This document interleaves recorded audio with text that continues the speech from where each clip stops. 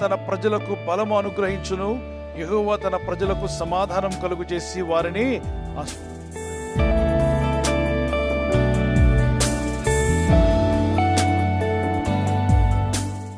దేవుడు తన ప్రజలకు ఏమనుగ్రహిస్తాడంట?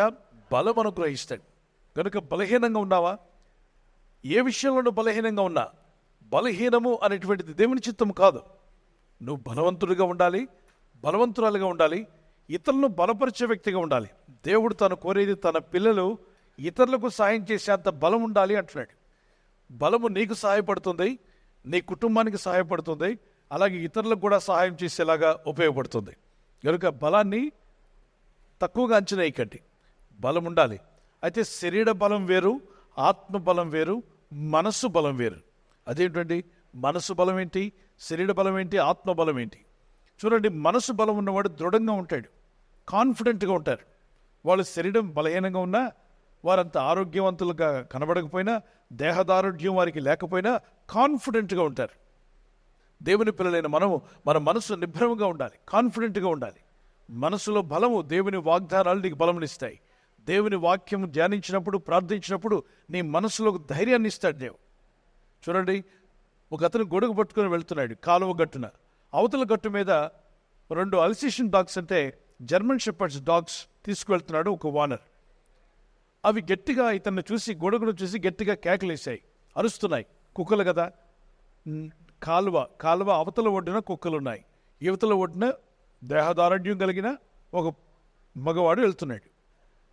ఇతనికి చిన్నతనం నుండి భయం. ఎవరంటే? కుక్కలంటే. ఆ కుక్కలు ఆ కాలువ గట్టున అవతల అరుస్తుంటే ఇతను చేతిలో కర్ర లేదని గొడుగును చింపి ఏం చేశాడు తెలుసా? కర్రగా మార్చి వణికిపోతున్నాడు. హై హై అంటున్నాడు. ఆవిడు ఆ కుక్కల ఓనర్ అన్నాడు, ఏమయ్యా నీకు మతుందా? గొడుగును ఎందుకు చింపేసుకున్నాడు? కుక్కలు వస్తున్నాయి కదా మీదకి, అవి మామూలు కుక్కలు అనుకున్నావా? జర్మన్ షెపర్డ్స్ అయ్యి. రే, నీకు మాకు మధ్యలో ఏముంది? కాలం ఉంది కదా. అవేమన్నా మొసళ్ళు అనుకున్నావా నీటిలో ఈదుకొని రావడానికి? అప్పుడు వెలిగిందట మనోడికి బయలు. ఓ నిజమే కదా, అనవసరం గొడుగుని చెప్పుకున్నానని. చాలామంది ఆ సమస్య రాకముందే అది నీ మీదకి వచ్చినట్టుగా భావిస్తున్నావు. నీ మనసును నువ్వే చెదరగొట్టుకుంటున్నావు. అందుకే భయము నీలో అవసరం లేని అవలక్షణాలన్నీ సృష్టిస్తుంది. కనుక రోగానికి భయపడద్దు, సమస్యలకు భయపడద్దు, శత్రువులకు భయపడద్దు. ఒక ఫోబియా లాగా నీ హృదయంలో భయంతో నింపుకోవద్దు. ఎక్కడో ఉన్నాయి కుక్కలు, నీ దాకా రాలేదు, అవి అరుస్తాయి. కుక్కల స్వభావం ఏంటి చెప్పండి? అలాగే మనుషుల్లో కూడా కొందరు కుక్కల్లాగానే కుక్కల డ్యూటీ తీసుకున్నారు. దారిని పోతున్న ప్రతి ఒక్కరి మీద అరుస్తూ ఉంటారు. వాళ్ళు నెమ్మదిగా ఉండడానికి వాళ్ళకి నెమ్మది నిద్ర పట్టదు. ఎవరో ఒకరి మీద అరుస్తుంటారు, ఎవరో ఒకరి మీద నిందలేస్తుంటారు. కాబట్టి కుక్కలు అరిచాయి కదా అని ఏనుగు భయపడదు. దేవుని బిడ్డలారా, నువ్వు భయపడినక్కల్లా నీ దారిని నువ్వు పోతూ ఉండు, ముందుకు సాగిపో. భయము నీ జీవితాన్ని కృంగదీస్తుంది. అందుకంటాడు, తన ప్రజలకు దేవుడు బలం అనుగ్రహిస్తాడంట. దేవుడు నీకు బలమునిచ్చునుగాక. ప్రార్థించు, ప్రభువా నాకు బలము దయచేయమని. మానసిక బలం ఏంటి తెలుసా? మానసికంగా మనసులో దృఢంగా ఉండాలంటే దేవుని వాక్యం పట్ల నమ్మకం ఉండాలి, దేవుని వాగ్దానాల పట్ల నమ్మకం ఉండాలి. చాలామంది దేవుని నమ్ముతారు కానీ దేవుని వాగ్దానాలు నమ్మరు. దేవుని నమ్ముతారు కానీ ఆ దేవునికి చేసే ప్రార్థనలో శక్తి ఉందని నమ్మరు. అదే చాలా పొరపాటు. దేవుని నమ్మితే సరిపోదు, ఆ దేవునికి నువ్వు చేసే ప్రార్థనకు జవాబు ఇస్తాడు దేవుడు అని నమ్మడం కూడా చాలా అవసరం. దేవుని నమ్మిన నువ్వు దేవునికి చేస్తున్న ప్రార్థనకు కూడా జవాబు వస్తుంది అని నమ్మినప్పుడే దేవుని కార్యాలను చూడగలుగుతావు. రెండవదిగా ఆత్మబలము. లూక్ చాప్టర్ 1:18, శిశువు ఎదిగి ఆత్మయందు బలం పొందిన, బాప్తిజం ఇచ్చి యోహాను గురించి రాయబడింది. శిశువు ఎదిగి ఆత్మయందు బలం పొందిన. మన పిల్లలు ఎదిగి ఆత్మలో బలవంతులు అవ్వాలి, ఆత్మలో బలంగా ఉండాలి. మూడవది శారీరక బలం. సామెత 3:8, అప్పుడు నీ ఎముకలకు సత్తువయు నీ సర్వశరీరమునకు ఆరోగ్యం కలుగుతుందన్నాడు. సామెత 4:22, నా వాక్యములను మీరు శ్రద్ధగా విన్నట్లయితే అవి మీ ఎముకలకు సత్తువ, మీకు ఆరోగ్యం కలుగు చేస్తాయి అన్నాడు. దేవుని మాటలు మనకు ఆరోగ్యాన్ని కలుగు చేస్తాయి. ప్రార్థిద్దాం. ఎవరెవరికి బలం కలుగు చేశాడు? బలహీనంగా ఉన్న వారిని బలపరిచాడు. ఆమె 12 సంవత్సరాలు రక్తస్రావ రోగంతో వచ్చింది. అనేక హాస్పిటల్కి వెళ్ళింది, వైద్యుల దగ్గర వైద్యం తీసుకుంది. మరి ఔషధాలు వాడింది. కానీ ఆమె జీవితం మరింత సంకటపడి ఇబ్బంది పడుతున్నప్పుడు మార్క్స్ వార్త 5:25 నుండి 34 వరకు ఎవరో పక్కింటి ఆవిడ చెప్పిందట, యేసు ప్రభు దగ్గరికి వెళ్ళావా అంటే వెళ్ళలేదని చెప్పింది. అందరి డాక్టర్ల దగ్గరికి వెళ్ళావు కదా, ఆ యేసునాథుడి దగ్గరికి ఎందుకు వెళ్ళలేదమ్మా? ఆయన అందరినీ బాగు చేసే దేవుడమ్మా, పరమ డాక్టర్ అమ్మా, ఒకసారి ట్రై జీసస్ అందట. సో ఆమె అనుకుంది, నేను ఐ విల్ ట్రై జీసస్ అనుకుంటూ వెళ్ళింది. బలహీనరాలు, రోగంతో వెళ్ళింది. 12 సంవత్సరాల రోగం, 1 నెల కాదు, 2 నెలలు కాదు. చనిపోవాలి, ఇక చావుకు దగ్గర అయింది. చస్తేనే బాగు, ఇక నా పరిష్కారం అనుకుంది. ఎంతమంది వైద్యుల దగ్గరికి వెళ్ళినా ప్రయోజనం లేదు. ఆస్తి అంతా ఖర్చు అయిపోయిందట. లాస్ట్కి యేసు ప్రభు గురించి విని యేసును చూడవెళ్ళి, నేను యేసు వస్త్రాలు ముడితే బాగుపడుతున్నా అనుకుని వెళ్ళి యేసు ప్రభు వారి జనాల్లో వెళ్ళిపోతుంటే ఆయన వస్త్రపు చెంగును ముట్టిందట. ముట్టిన వెంటనే యేసులో ఉన్న ప్రభావము ఆమెలోనికి వెళ్ళి ఆమెకున్న నీరసము, బలహీనత, రక్తస్రావం మొత్తం ఆగిపోయి స్వస్థత అప్పటికప్పుడే కలిగింది. ప్రభు దగ్గర మొరపెట్టు, ఆయన వస్త్రపు చెంగును ముట్టు. ఎక్కడున్నాడు ప్రభు? ఇక్కడే ఉన్నాడు ఆత్మస్వరూపిగా. ఎలా తాకాలి ప్రభుని? విశ్వాసంతో తాకు. అదే తాకడం ఎలా? ప్రార్థన ద్వారా. విశ్వాసంతో నువ్వు నోరు తెరిచి, ప్రభు నా పరిస్థితి ఇలా ఉంది, నాకు సహాయం చేయదేవా, నీ సహాయం కోరి వచ్చానాయా, నా పరిస్థితులు బాలేవు, నా స్థితిగతులు బాలేదు, ఒకవైపు శత్రువులు, ఒకవైపు సమస్యలు, మరొక వైపున ఇబ్బందులు, అవమానాలు, నాకు సహాయం కావాలి.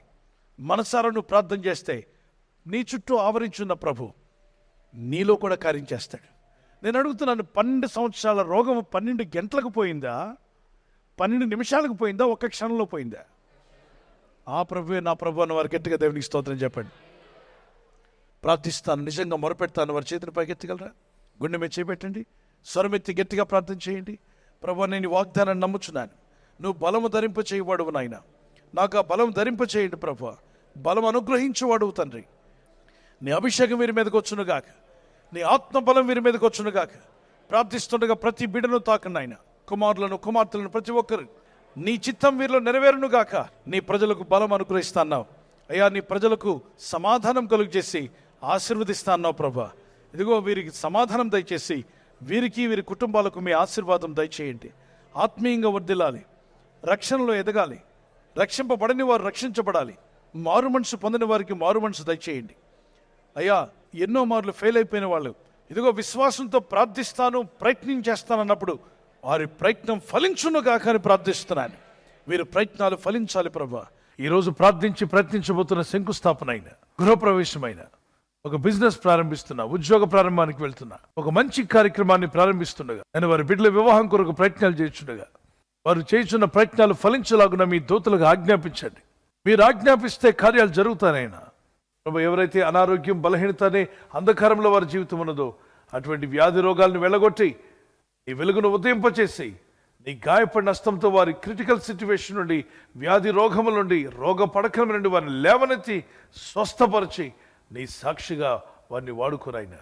ప్రయాణం చేసి బయటికి వెళ్తున్న వారు మళ్ళీ తిరిగి క్షేమంగా ఇళ్లకు వచ్చేందుకు సాయం దయచేయండి.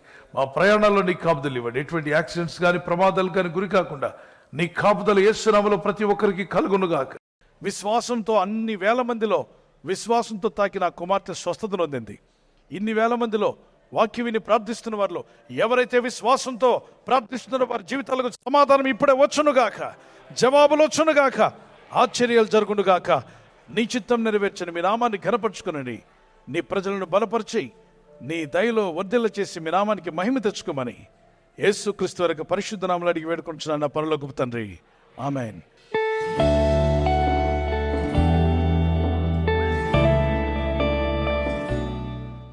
ఈ దినం బర్త్డే ఉన్నటువంటి వారికి happy birthday to you, many more returns of the day. We wish you all the best. ప్రభు మిమ్మల్ని దీవించునుగాక. మీకు వాగ్దానము 1 శామ్యూయల్ 10:6 నీకు క్రొత్త మనస్సు వచ్చును. U turn into another man. ఒక నూతన వ్యక్తిగా మార్చబడతావు. నూతన హృదయం, నూతన ఆలోచన, నూతన తలంపులు దేవుడు మీకు దయచేయునుగాక. ఈ నూతన సంవత్సరం మీ జీవితంలో ఒక నూతనమైన ఆశీర్వాదాలకు అడుగుపెట్టుకు ప్రభు మీకు కృప దయచేయునుగాక. May the lord bless you with the long life and may the Lord protect you and provide all your needs in Jesus name. God bless you. అలాగే వివాహ వెడ్డింగ్ యానివర్సరీ జరుపుకునే వారికి many more returns of the day. May the lord bless you. ప్రభు రాకడ ఆలస్యం అయితే silver jubilee, golden jubilee, platinum jubilee జరుపుకునే కృప దేవుడు దంపతులని మీకు దయచేయునుగాక. మీ ఇద్దరి మధ్యలో అన్యోన్యత, ప్రేమానురాగాలు పెరుగునుగాక. మీరు ఇరువురు కలిసికట్టుగా ప్రార్థనాపూర్వకంగా ఉంటుండగా మీ ఇళ్లలో ఉన్న సాతానికి లయపరచబడి మీ కుటుంబాలు దీవించబడునుగాక. వాగ్దానము మాథ్యూ చాప్టర్ 26:41. మీరు శోధనలో ప్రవేశింపకుండాట్లు మెలకుగా ఉండి ప్రార్థన చేయండి. మీరు ఎలాంటి శోధనలో పడకుండా భార్య భర్త కొరకు, భర్త భార్య కొరకు, మీ ఇద్దరు మీ కుటుంబం కొరకు ప్రార్థన చేస్తుండగా ఎలాంటి శోధనలు పడకుండా మీరు తప్పించబడుదురుగాక. ఆమేన్. శోధనల కాలంలో నేను మిమ్మల్ని తప్పిస్తాను అన్నాడు. Watch and pray so that you will not fall into temptation. ప్రభు మిమ్మల్ని దీవించి మీరు ప్రార్థిస్తుండగా మీరు శోధనలు పడకుండా కాపాడి మిమ్మల్ని వర్ధిల్ల చేయనుగాక. God bless you. ఈ ఛానల్ మీరు సబ్స్క్రైబ్ చేసుకోవడం వలన 2 పనులు జరుగుతున్నాయి. ఒకటి, సువార్త జరుగుతున్నది, ఆత్మలు రక్షించబడుతున్నాయి. రెండవది, పేదలకు, అనాథలకు ఈ ఛానల్ ద్వారా సహకారం అందించడం జరుగుతుంది. మనం సబ్స్క్రైబ్ చేసుకోవడం వలన అందరికీ సహాయం చేసిన వారమవుతున్నాం. ఖచ్చితంగా ఈ యూట్యూబ్ ఛానల్ ను సబ్స్క్రైబ్ చేసుకొని బెల్ బటన్ ను క్లిక్ చేయండి. మీకు వెంటనే మెసేజెస్ పంపబడతాయి.